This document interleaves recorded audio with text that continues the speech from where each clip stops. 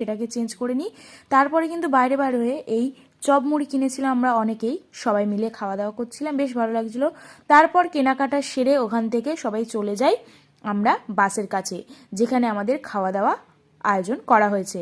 টোটো করে মন্দির থেকে চলে আসতে দেখি সবাই কিন্তু আগে ভাগেই খেতে বসে গেছে, আর আমি এখানে আমার বোনকে নিয়ে বসেছিলাম। এখন আমারও খিদে পেয়েছে, চলো খেতে বসা যাক। আজকে ছিল পোলাও আর ছিল আলুর দম, যেটা খেতে কিন্তু খুব ভালো হয়েছিল।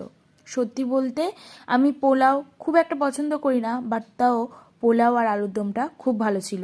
তারপর আমরা বাসে উঠে রওনা দিই বাড়ি আসার উদ্দেশ্যে।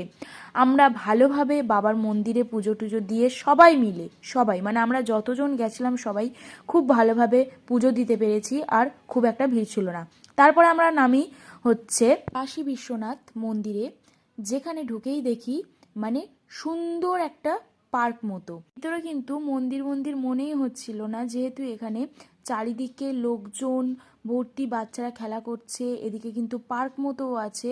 আর ওইদিকে দেখা পেলে একটা মানে বজরংবলির মূর্তি আছে, শিব মূর্তি আছে।